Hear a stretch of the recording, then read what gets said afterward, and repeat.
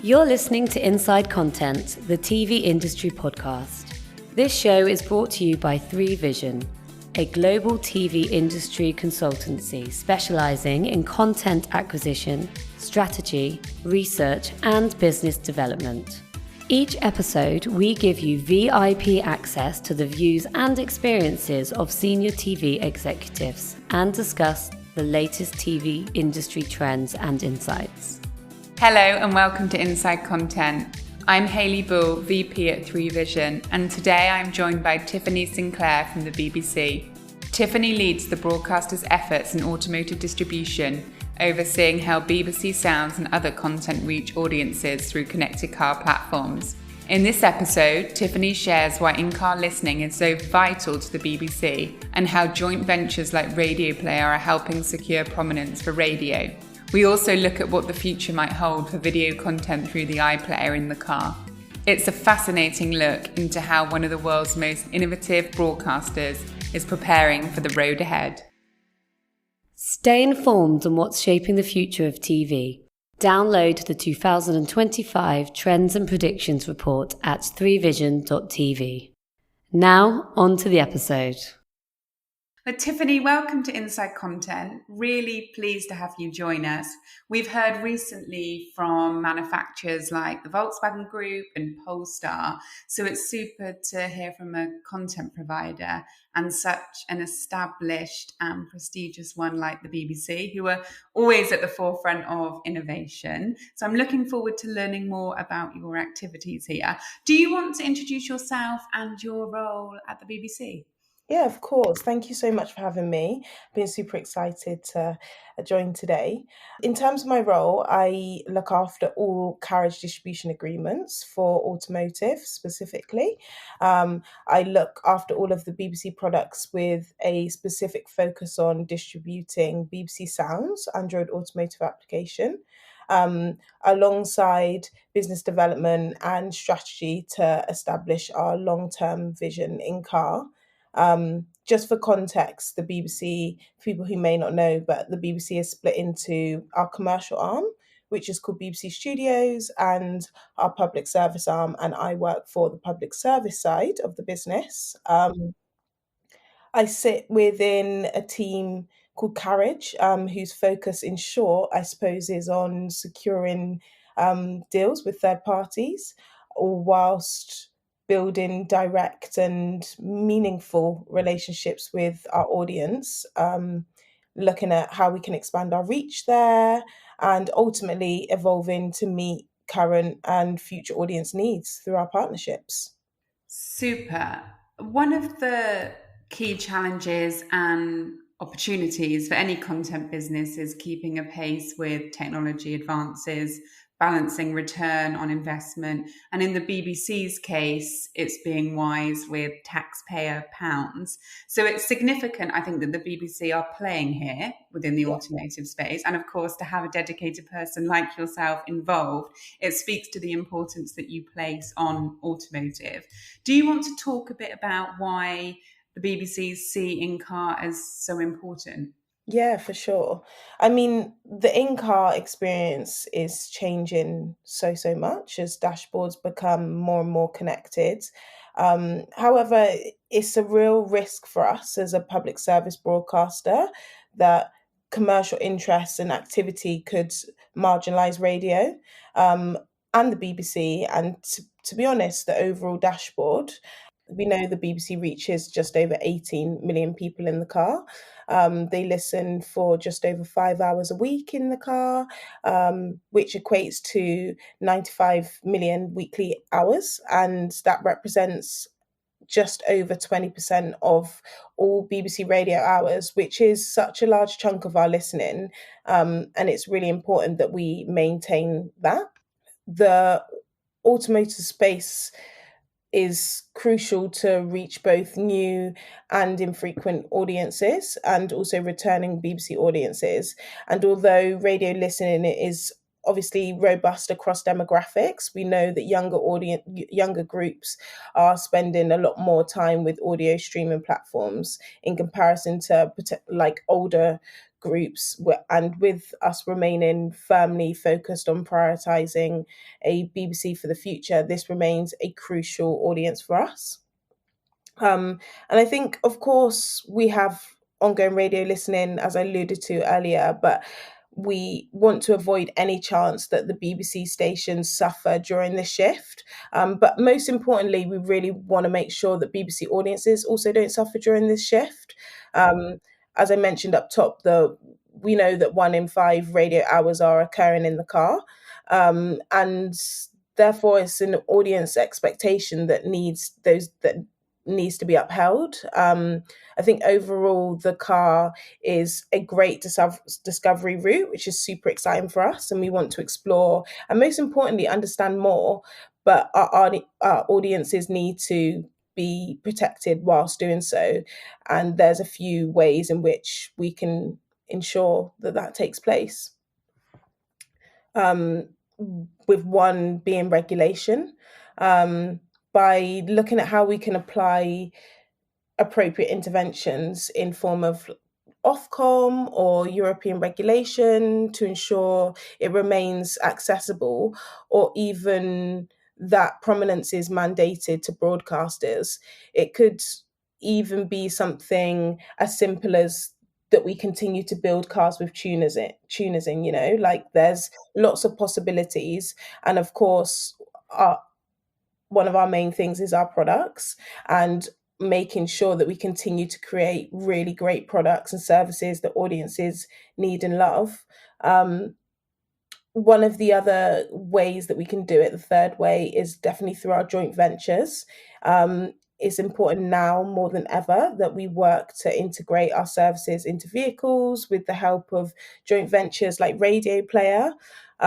Just for those that maybe don't are unsure what Radioplayer is, they're a joint venture that provides a centralized way to access and listen to radio stations, whose aim is to simplify radio listening. And it's doing some really, really incredible work to achieve this. And it's currently providing a fantastic hybrid radio solution, which has made it easy for manufacturers, but also is representative of the whole industry. They also have, which you've probably seen, the Radioplayer app link in prototype, which is amazing, and is a hybrid radio, where FM and DAB works alongside the internet to ensure broadcasters never lose a signal, which is a great way to access all radio. And then with Radio Player's support, we will continue to work together to secure prominence for radio and enhance audio experiences in cars by looking to see how we can strengthen the relationship between live radio and broadcasting apps. And I think one of the beautiful things is that this approach also includes smaller radio providers who would otherwise probably struggle to thrive in such new online distribution environments. Bringing it back to the BBC, overall for the BBC, we really need to ensure that we are serving everyone, everywhere, and that means making sure our world-class content and services are prominent, and resulting in delivering, value in spaces such as the car.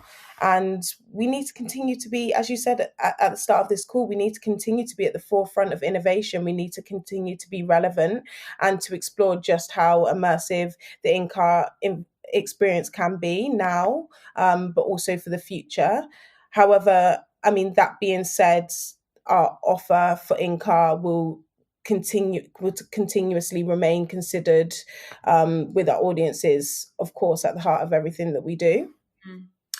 Yeah, 20% of all radio listening coming from in-car. That's a super significant amount, and it's quite apparent therefore why you would want to work closely with car stakeholders. Mm-hmm. You mentioned Radioplayer as a joint venture that you have.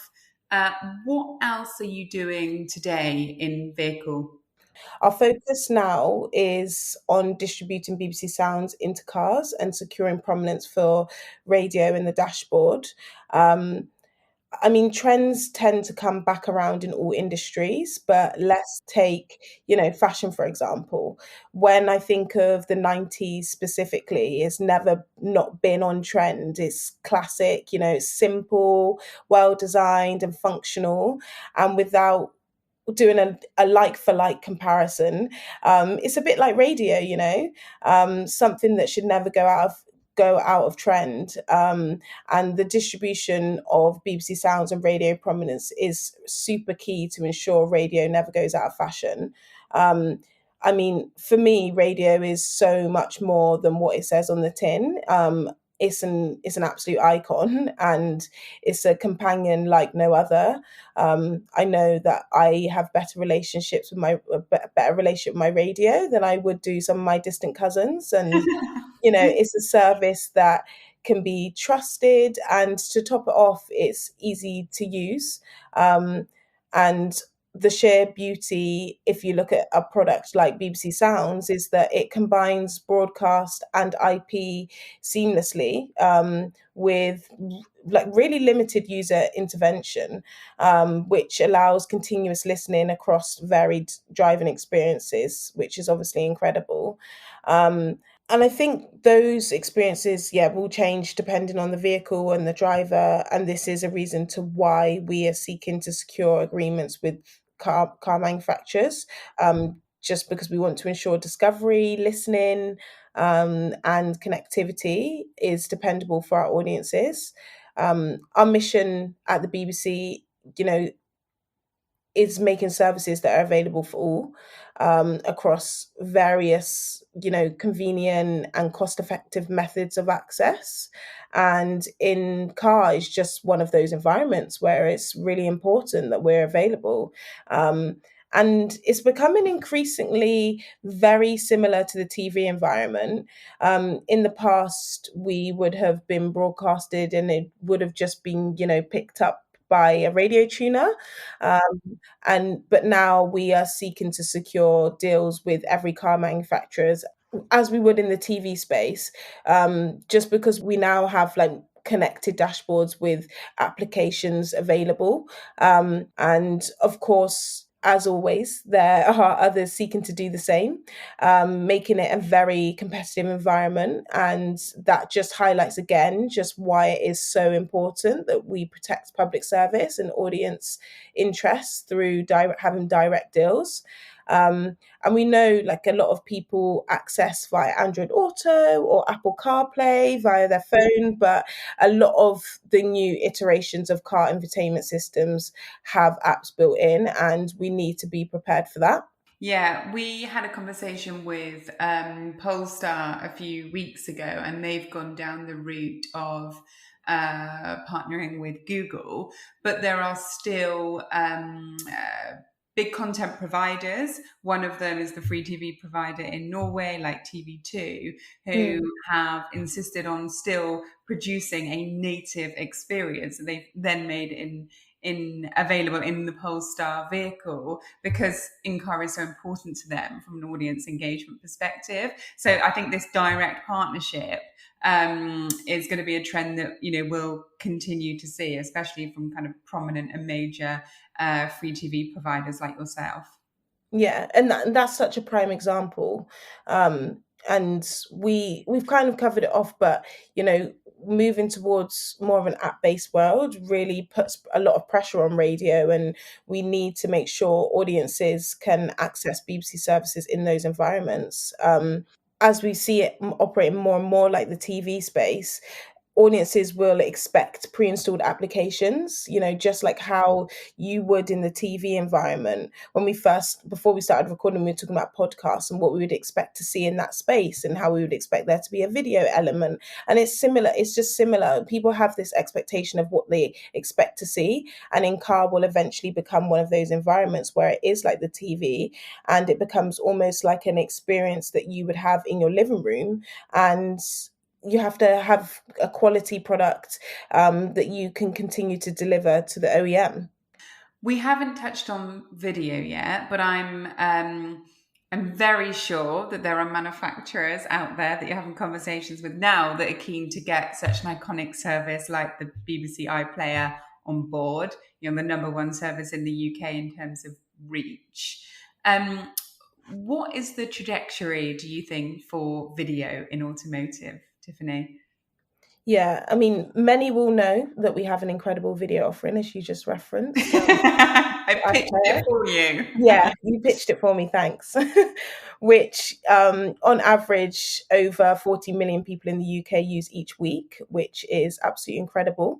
And we know the entertainment offer in the car space is growing, which is so exciting. But an iPlayer is a product that is cherished by us, but also when I speak about us, I'm talking about audiences. In the UK, it's got something for everyone: news, sport, drama, comedy. The list is endless, and with all that content available, we really need to make sure that the offering is going to be right. Video in car is super important, and even now there's a clear market for video. You could be recharging your car on the school drop off, or just wanting to enjoy your new quality screens. And over time, I think with autonomous vehicles, we can see an increased opportunity to distribute iPlayer into vehicles. But we're really keen, to talk about video in car, but the offering for audiences needs to remain thoughtful and deliberate and of high quality. And I think despite this, we recognize that consumption of video versus audio is significantly smaller. But that's why our focus is on ensuring that BBC Sounds and radio is accessible and available to our audiences. Yeah, I'm sure you will be monitoring this space very closely, and I can't imagine it will be long before such an innovator enables us to consume such great video content that comes from the iPlayer in the comfort of integrated services in our car. Tiffany, it's been a real pleasure. Thank you very much for joining us on Inside Content, and hopefully we can catch up in the not too distant future to see what exciting developments there have been with the BBC in automotive. For sure. Thank you for having me. Thanks for listening to this episode of Inside Content, the TV industry podcast brought to you by 3Vision. With decades of TV industry experience and real-world success, we know the ins and outs of the market like nobody else. To learn more about our TV consultancy services, head to 3vision.tv.